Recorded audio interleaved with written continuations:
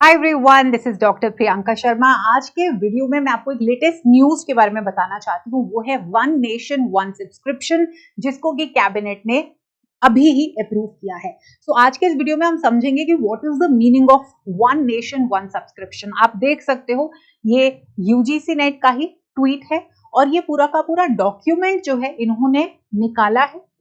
One nation one subscription press release है और मैं अब आपको इसका पूरा का पूरा मीनिंग हम सरल शब्दों में समझने की कोशिश करेंगे। स्टूडेंट्स, आप जानते हो एनईपी 2020 ने बहुत ज्यादा फोकस किया है रिसर्च के ऊपर। पीएचडी बेस्ट रिसर्चर्स के अवार्ड्स दिए जा रहे हैं। नेशनल रिसर्च फाउंडेशन जो है उसको क्रिएट किया गया है और क्लियरली लिखा है कि हमारे देश में जो रिसर्चेस हैं वो टॉप लेवल की होनी चाहिए और ग्लोबल रिसर्चेस को मीट करना चाहिए हमारा स्टैंडर्ड। यही रीजन है कि आप जानते हो कैटेगरी नंबर 3 जो कि डायरेक्ट एडमिशन टू पीएचडी जो यूजीसी नेट एग्जाम में हाल ही में हुई है, जो इंटीग्रेटेड कोर्सेज करते हैं बच्चों के, ये भी एक इंडिकेशन है कि रिसर्च को कितना ज्यादा फोकस दिया जा रहा है। तो ये उसी को ही अलाइन करते हुए ये पर्टिकुलर प्रोग्राम जो है, प्रोजेक्ट जो है वो निकाला है, जो कि वैलिड रहेगा 3 सालों के लिए। वो कौन से साल है? 2025, 26 और 27। तो अब मन में क्वेश्चन आ रहा होगा कि भाई ये है क्या?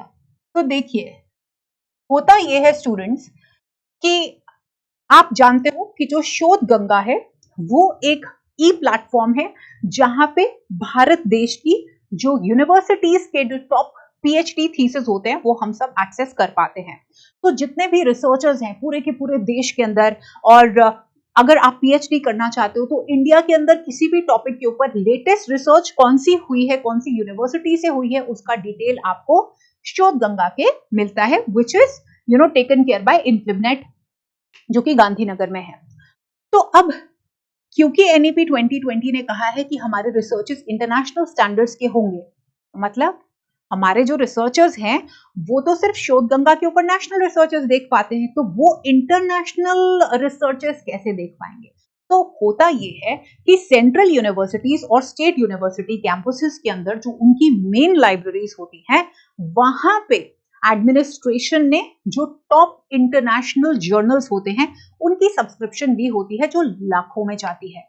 तो एक सेंट्रल यूनिवर्सिटी या एक स्टेट यूनिवर्सिटी जो है वो अफोर्ड नहीं कर सकती पूरे के पूरे इंटरनेशनल पब्लिशर्स, टॉप पब्लिशर्स या उनके जो जर्नल्स होते हैं उनकी सब्सक्रिप्शन देना, वो तो लाखों में करोड़ों में जाती है। तो ऐसे में कि हर बच्चा जो टियर 1, टियर 2 सिटी को बिलोंग करता है, टियर 3 सिटी को बिलोंग करता है, वो सब इंटरनेशनल लेवल की रिसर्च, यानी सपोज करिए कि आप किसी टॉपिक के ऊपर पीएचडी कर रहे हैं तो शोध गंगा पे तो आपको इंडिया का रिसर्च पता चल रहा है। वन नेशन वन सब्सक्रिप्शन के थ्रू आपको आपके पर्टिकुलर वेरिएबल या टॉपिक के ऊपर इंटरनेशनल लेवल के ऊपर टॉप मोस्ट रिसर्चेस कौन सी हुई हैं, उससे आपको बहुत ज्यादा इससे फायदा मिलने वाला है। So let me tell you how. जैसे मैंने आपको बोला कि इंटरनेशनल जर्नल्स जो होते हैं, इंटरनेशनल पब्लिशर्स जो होते हैं, आपने देखा होगा, मैं बहुत बारी आपको बोलती हूँ कि वेब ऑफ साइंस में से आप रिसर्चर्स ढूंढिए, स्प्रिंगर में से आपको रिसर्च पेपर्स मिल जाएंगे। तो आप मुझे कहते हो मैम एक्सेस नहीं मिल रहा है ना, तो वो रीजन ये है कि दे आर पेड जर्नल्स। तो अब वन नेशन वन सब्सक्रिप्शन में बोला गया है कि जितनी भी सेंट्रल यूनिवर्सिटीज हैं, ये 3 फेजेस के अंदर प्रोजेक्ट होगा, 3 फेजेस के अंदर। इसके अंदर जो पहला फेज है उसके अंदर जितने भी सेंट्रल यूनिवर्सिटीज और स्टेट यूनिवर्सिटीज हैं उनको कलेक्टिवली बोला जाएगा कि आप जर्नल्स जो इंटरनेशनल टॉप जर्नल्स हैं, 30 इंटरनेशनल टॉप जर्नल्स का सब्सक्रिप्शन आपको कॉमन मिल पाएगा। एक नेशनल लाइब्रेरी होगी जिसके अंदर सभी के सभी इंटरनेशनल पब्लिशर्स का जो सब्सक्रिप्शन है वो लिया जाएगा, जिसके अंदर 13,000 प्लस, कितने? 13,000 प्लस ई जर्नल्स आपको एक्सेस करने को मिलेंगे। तो होगा ये कि ऐसा नहीं है कि एक सेंट्रल यूनिवर्सिटी एक कॉमन पब्लिशर जो है उसकी ले रही है, मेंबरशिप ले रही है, तो दूसरी यूनिवर्सिटी जो है वो किसी और जर्नल की ले सकती है।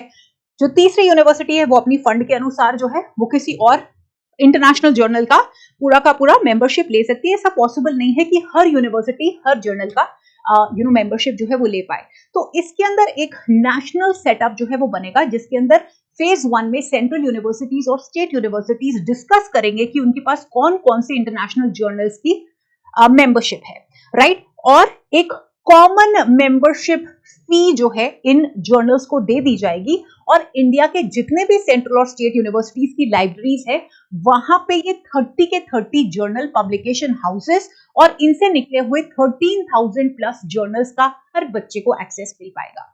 सेकेंड फेज के अंदर ये प्राइवेट हायर एजुकेशन इंस्टीट्यूशंस और जो रिसर्च एंड डेवलपमेंट इंस्टीट्यूशंस है उनको फेज 2 के अंदर ये दिया जाएगा और फेज 3 में ये पूरे के पूरे इंडिया के अंदर लागू हो जाएगा। बहुत ही ज्यादा अमेजिंग इनिशिएटिव है ये। एनआरएफ अनुसंधान नेशनल रिसर्च फाउंडेशन का जो क्रिएशन है अपने आप के अंदर ये दर्शाता था कि क्वालिटी रिसर्च को कितना फोकस किया जा रहा है और इंडिया का या किसी भी देश का जो एजुकेशन सिस्टम है उसकी जो इंटरनेशनल रैंकिंग होती है वो मेजरली उसकी क्वालिटी ऑफ रिसर्चेस कैसी होती है उस पर डिपेंड करती है। तो ऐसे में क्या होगा, हर बच्चा देश का जो सेंट्रल स्टेट प्राइवेट यूनिवर्सिटीज के अंदर है वो 30 टॉप इंटरनेशनल पब्लिशर्स और 13,000 इंटरनेशनल जर्नल्स के आर्टिकल्स, थीसिस, डिसर्टेशंस सबको एक्सेस कर पाएंगे फ्री ऑफ कॉस्ट। तो ये एक कॉमन बियरिंग होगी जिसके लिए जो सरकार है वो 6,000 करोड़ जो है वो एनआरएफ को दे रही है ताकि वो सब्सक्रिप्शंस ले लें, कॉमन सब्सक्रिप्शन, और इंडिया के सभी हायर एजुकेशन इंस्टीट्यूट्स जो है वो इसका फायदा उठा पाएंगे। तो I hope this must have made you very very happy, क्योंकि अब भारत ही नहीं आप पूरे विश्व के टॉप रिसर्चेस को एक्सेस कर पाएंगे और अपने पीएचडी के अंदर उनको इंक्लूड कर पाएंगे या रेफर कर पाएंगे और उनके लेवल की रिसर्चेस जो है हम कर पाएंगे। I hope you enjoyed this video as much as I did. This plan has really made me happy because this is really going to help us, in improving our higher education system and the research quality. So take care of yourself. I'll see you very soon in the next video.